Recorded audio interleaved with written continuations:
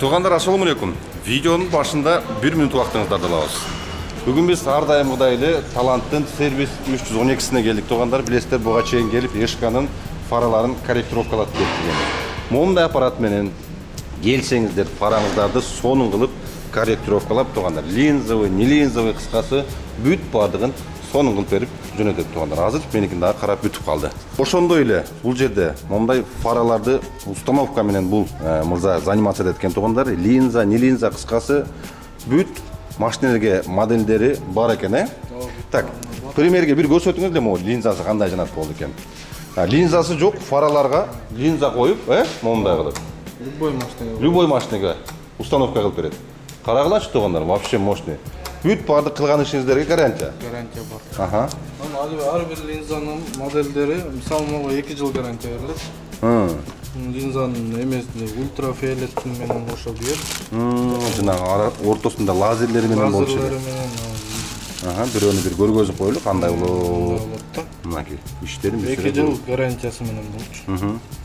Штатный эле фараларга дагы бүт барына кое бересиңер. Бүт барына кое. Мынакей бул жерде бүт разбор кылып, мурдакы фаралардын калгандары дагы бар экен тугандар. Ошондой эле бул жерде промывка, форсунок, бензиновыйларды дагы мондай аппарат алып келип коюптур.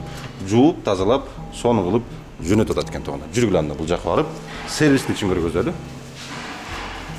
Бул жагы сервис азыр данный момент современный китайский машинелердин бүт бардыгын обслуживание кылып атат тугандар. Замена коробка масла, двигатель тугандар. Ошондой эле бул жерде шиномонтаж бар. Ремонт коробка, ходовой части. Промывка жанагындай радиаторлар тугандар. Керектүү запчастар мынакей мобилде.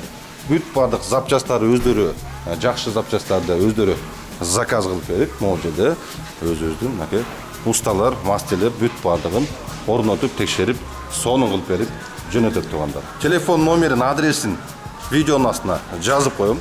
Келе бересиздер тугандар. Ушундай, кеттик анда видеону дальше уланталы. Мынакей буюрса V-класс менен дагы кандай дегиле зарабатык кылса болот деп элдин бардыгына кызык болуп атат. Мургазы качан видео чыгарасың деп жазып атышат. Убакыт болбоду тугандар, ачык эле нар жак, бер жак аныгыш керек болуп. Бүгүн мынакей буюрса полностью машинаны жуудуруп, тазалатып, мынакей карагыла аркасын чык этип алып, бүгүн азыр фотоконтроль сурап калган экен. Фотоконтролдон өтүп, бүт бардык показательдерин сброс кылып тугандар, мынакей көрүп атасыңар, 0 км деп көргөзүп атат. Буюрса фотоконтролдон өтүп линияга чыктым.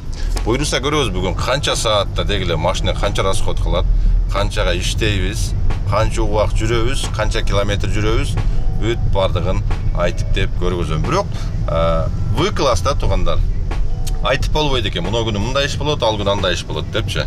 Так, мындай коюп коеюн. Эмнеге дегенге, кээде күтүлбөгөн күнү эле жакшы болуп калат, кээде күткөн күнү болбой калат. Кыскасы, пока что өзүнө эле жакшы мындай анализдеп, жакшы түбүнө жете элекмин. Мага жазып алып, Нургазы бизде V-класс алат элек, бизде андай кылат элек, 10 миллиондоп V-классты көргөзүп алат элек деп тугандар. Ачык эле өзүңөрдүн шартыңарга карагыла.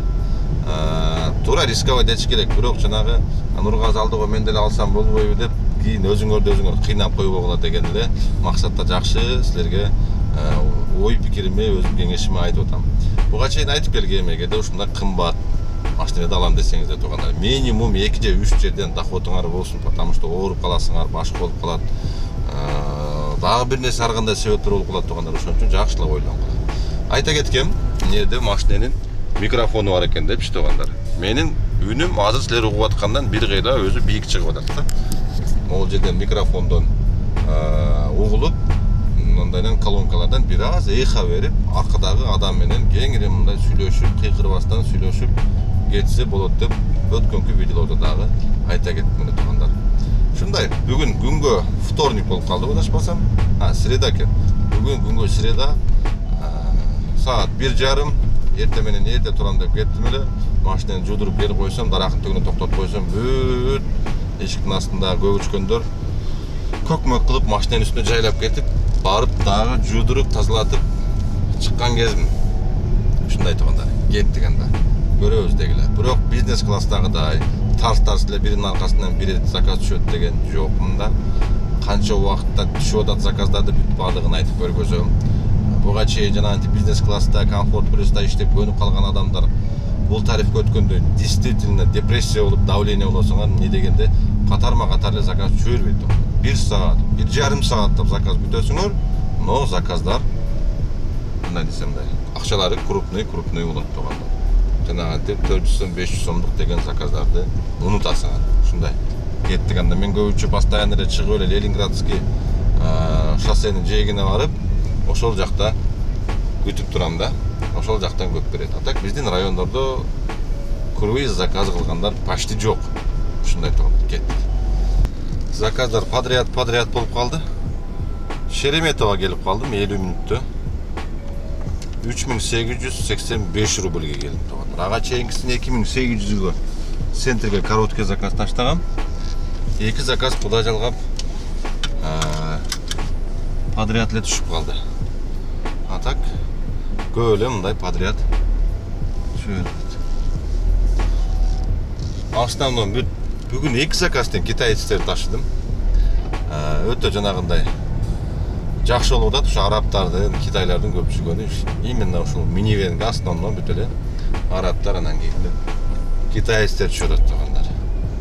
Азыр койканага барабыз. 2 заказ менен 5000 болду. Саат уже 3-төн 49 мүнөт өтүп калыптыр. Саат 1:30да баштадым эле. Биринчи заказ 2де түшкөн. Ушундай таңдар кеттик. Баралычы корого кандай жаңы машиналар келип калды экен дагы. Вроде жанагы Ли7-дерди бизнес менен премиумга киргизиптир. Ли9-терди элитке өткөзүптүр деп атышкан. Вроде. Зикирлерди мен угушум боюнча Яндекстен жаңы закон чыгыптыр деп угушум боюнча ошондой болуп атат. Зикирлерди какой-то бир августтун аягынанбы, же сентябрь, октябрданбы элиттен алат экен. Жалоп көп болуп атат экен пассажирлардан депчи. Эми элдин баардыгы эле, конечно, жана майбакта кеткиси келет экен дейм, нормальный акча төлөгөндөн кийинчи. Ошондой турганда кеттик. Буюрса жакшы, дальше барабыз бүгүн. Мындай чындыкты көргөзөм дегиле, бул минивен менен кандай кылса болот. Кудай жалгап, корого кирсең бир да минивен көрүнбөйт го, чото тез эле кетип калат окшойм азыр. Так, заказ. Биринчи место дейт. Биринчи место. Буюрса азыр жирненький бир заказ алып кетебиз буюрса. Так, тугандар, Шереметовадан заказ түштү. Бустер менен деп. Экинчи адресим көрүнбөйт, азыр барып көрөбүз. Бирок буладык ясно эле. 95% центр отель, мотелдерге барбасак, 5% мо чет жака чыгарат, коттеджный поселокторгочу. Азыр барып туруп. Не болду могу, көрбөй калды. Таппай калды, эмне болду? Ачы эми. Поверните направо. Маршрут 20 мүнөттө эле перестроен. күттүм, 20 мүнөткө деле жетпеди окшойт, Шереметовага келдим. Бул жакта машина аз экен, бирок экинчи корого вообще машина батпай калыптыр. Поверните направо. Кеттик. Бисмилла деп буюрса 3-чү заказ. Так. Владивостоктон бир аз конченныйраак пассажирлар келиптир. Балаңы отургуз, бияка детский креслого пристегни десем. Көнбөйт да, ёлки, буларды вообще жанагындай понятие жок окшойт да, детский креслонун дегенчи. Биз баардыгыбыз да аркан креслода отуруп кетебиз дейт да. Ай, ёлки, катыны жөнүндө анаконда экен. 4300 чем-то рубльга келдим. 45 мүнөттө ушундай да келдим. Так, всё. Кеттик дальше. Центрге түшүп калдым.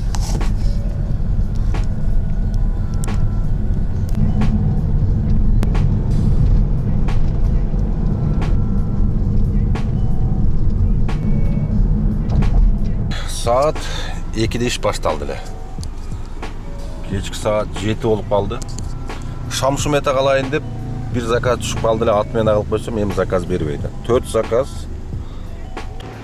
Туугандар, видеодон 30 секундка алыстабай турабыз. Бүгүн дагы кайрадан эле ТК Масти таксопаркына келип калдым эле туугандар. Так, бул жерде мурдагыдай эле билесиңер, экономдор 1800дөн, комфорттор 2700дөн, комфорт плюстар 3000ден. Бул жерде 5000 депозити бар туугандар. Билесиңер, бул жерде башка паркта иштесе да боло турганын кылып мүмкүнчүлүк жаратып койгон. Бул жерден машина алгандан кийин каалаган паркыңыздарга уланып алып иштесеңиздер болот туугандар. Данный момент бир 15 машина бар экен туугандар. Көрсөтүлүп койгон телефон номерлерге чала бересиңер. Умар деген братан бар. Жооп берет туугандар. Эконом десеңиздер, эконом, комфорт десеңиздер, комфорт, комфорт плюс десеңиздер, комфорт плюс. Каалаган машинаңыздарды алып ишти кыла бересиңер туугандар. Мынакей машиналар тура чекчеп кеттик, анда видеону дальше уланталы. 9737 рубль болду туугандар. Саат 2-де башталган. Буюрса түнкү саат 1-2ге чейин иштеген аракет кылабыз. Эгерде уйку келбесе дальше иштейбиз, көрөбүз эми заказга карап. Так что көрөбүз. Бүгүн жакшылык болуп болуш керек. Минимум 20 мүнөт иштеш керек, хотя бүгүнчү. 5-чи заказды почти чай ичип бүткөндөн кийин почти 40 мүнөт отурдум. 5-чи заказды почти 40 мүнөт дегенде берди. Ушу Ленинградканын эле жээгинде көп заказдар болот. Бул жакта бүт ошондой богатый, анан основном чекелеринде могу мейманканалар көп үчүн туристтер көп экен да бул жактачы.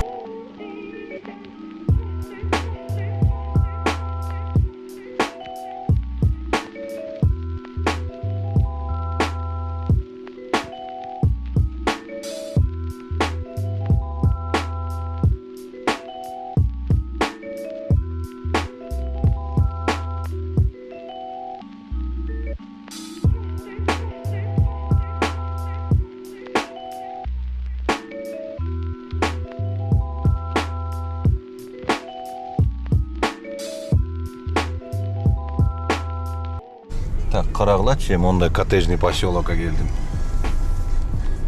Так, 3775 рубль болду эле, 4000 рубль берди.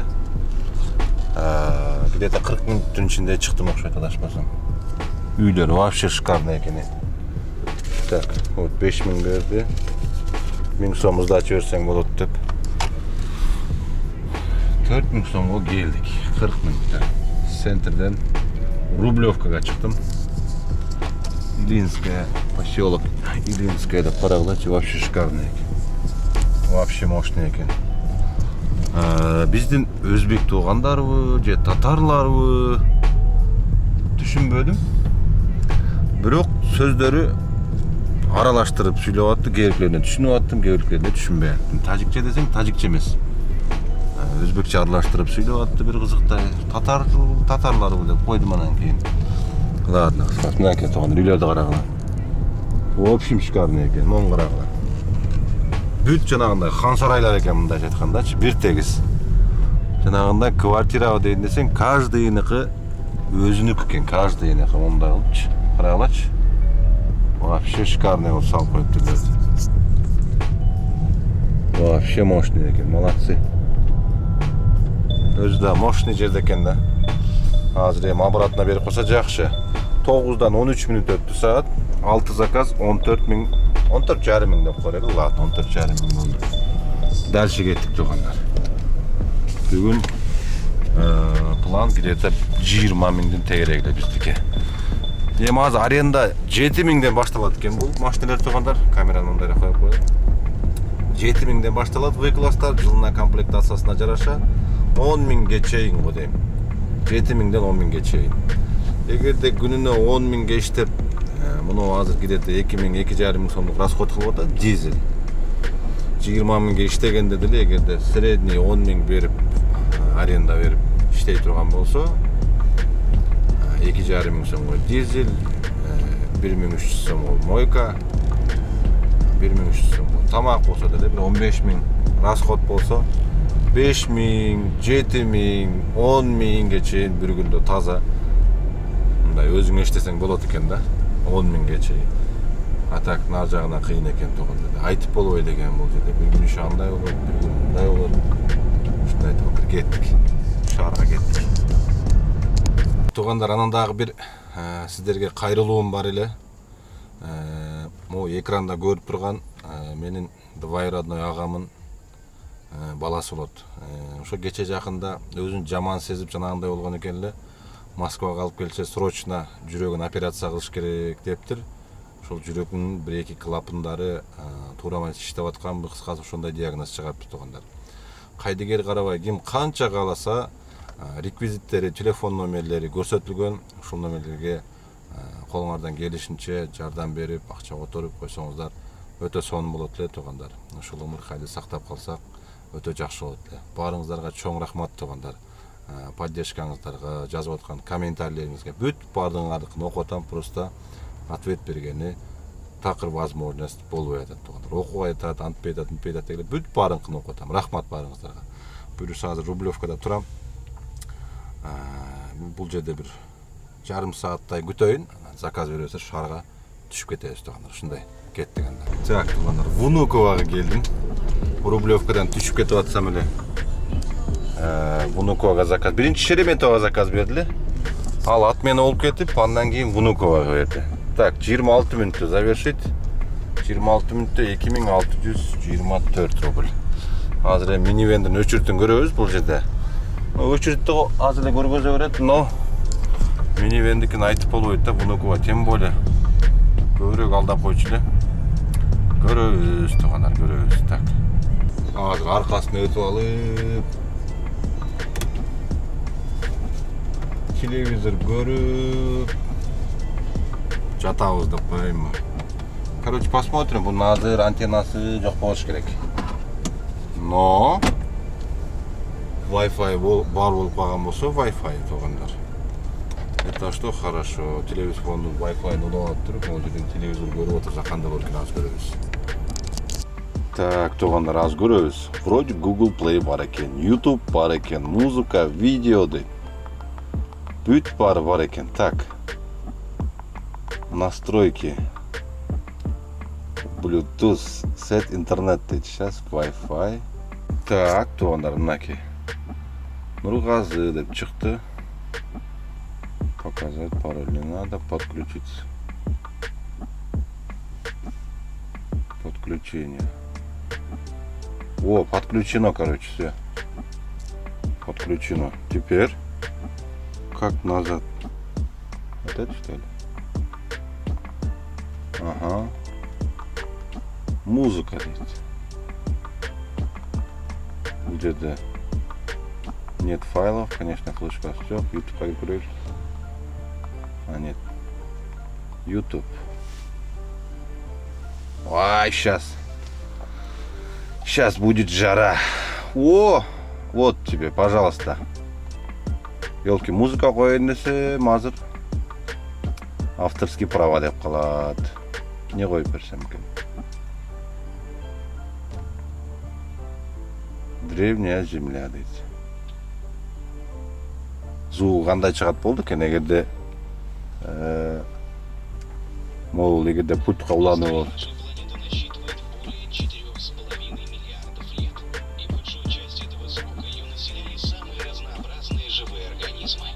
Да. Земли прошла долгий и сложный путь выживания и развития. Звугуна келгенде бир аз чичибиришкенби дейм да. Амайына кечип коесуңуз. Бул колонкаларга уланабы, уланбай билбей атам да. Бул колонкалардан вообще-то чыгыш керек эле өзүчө. Давайте же совершим фантастическое путешествие в прошлое, чтобы познакомиться с самыми важными Неужели Мондон чыкпайбы, истории нашей планеты и увидеть своими глазами. А так бул жакшы экен, бирок бул колонкаларга уланганын билиш керек экен да. Не дедиңер? Зериккенде мон кино көрүп, плюс куланабы. Короче, Внуковада күттүм. Заказ бербеди, кете берейин деп чечтим. Почти 40 миң. 1 саат күтүп койдум почти. Шаарга барып 2 заказ алып коет элем буга чейин. Внукованы түшүнсөм анда биринчи очередде жанып көзүнчө көргөзөрү талдап коет. Кеттик шаарга.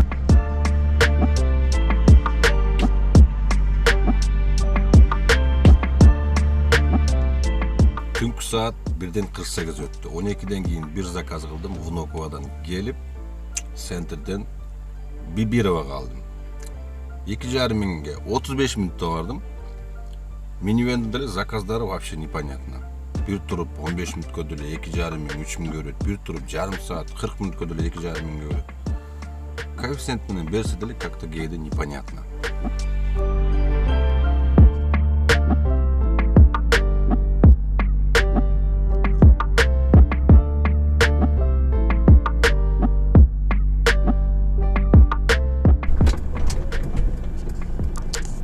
Шагырат эле только ошо араптарды ташып атам карагыла. Бияка келсең деле араптар, аяка барсаң Кытайлар. Молодцы зато ушулардын эсеби менен кичине жан багып атабыз. Ну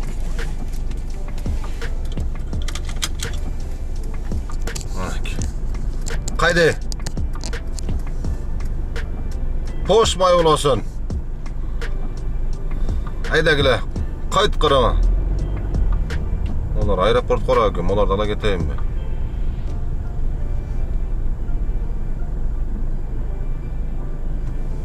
Так, мынакей. 7 минутта алып келдим азыркы могу араптарды.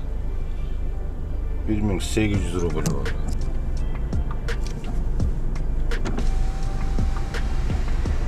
Такси?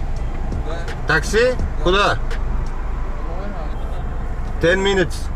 А? 10 minutes. Да. Сколько стоит? 200.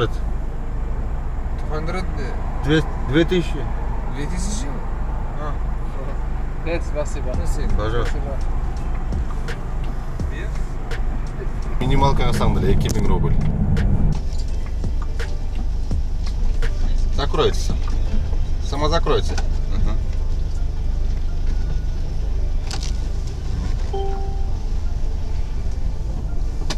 Так, туугандар. Дагы бир жырныңки заказ болду, более-менее так. 42 минутта келдим. 3784 рубль болду. Так, каяга мен чыгып кетем? Обратно. Так, ушу менен түз барып туруп эле. Коэффициент мощный жанында жамгырда жаап келди.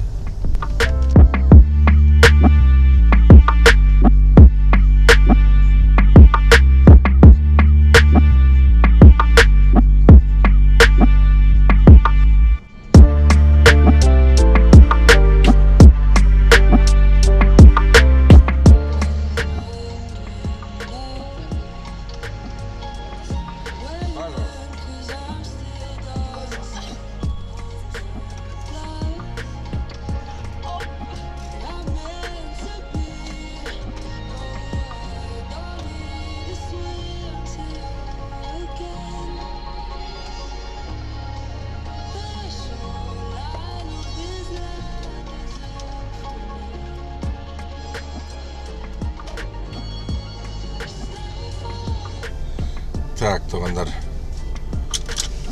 Ишти бүтүп үйгө да келдик.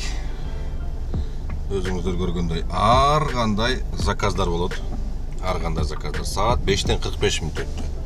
Мен чыкканыма ровно так 2-де баштадым беле. 2-де баштасам, значит саат 5 болсо, почти 12, 14, 15 саат болуп атыптыр туугандар.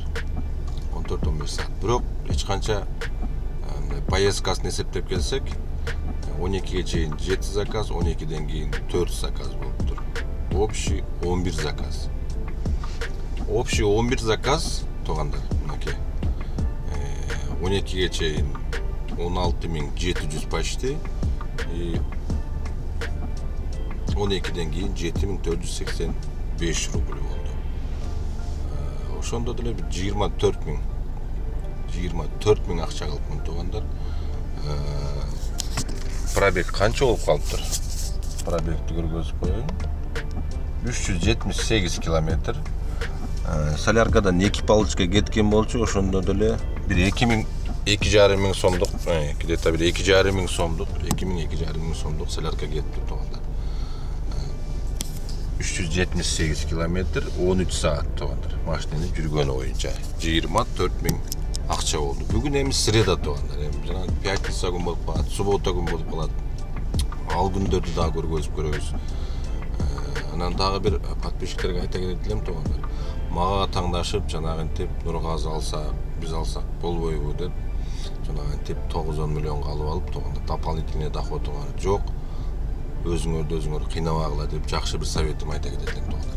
1 саат, 1,5 саат заказ күтүп отуруп калганда нервиңер түгөнүп калат, ачык элечи, ойлонуп, ары бир алып телефонуңа алып бере загрузка кылып көрөсүңөр, башка кылып көрөсүңөр, нары айдап, бери айдап көрөсүңөр, кыскасы ой басып кетет.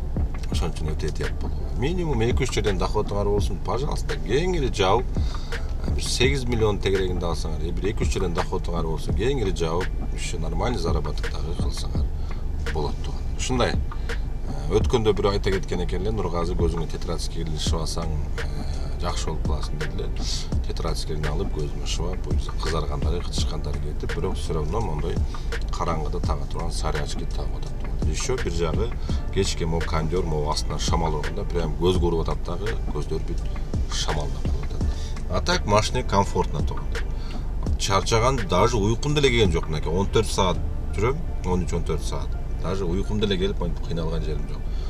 Уже канча бир заказ уже жарым сааттан бери заказ деле бербей калды, 5:30 болуп калды. Эми үй жака келип болду, эми ушу менен токтотоюн деп атам. Азыр бир жерге алсам, ошол жакта калып кетпейин депчи. А так сон машиненин ичи кеңири, телевизор, наркы берки, жакшылап машиненин ар жак бер жагын каратып алып, кайф кылып иштесе болот экен тугандар, круиздечи. Ушундай. Ийгилик барыңыздарга. Эми видеодо көрүшкүнчө сак саламат болуңуздар тугандар.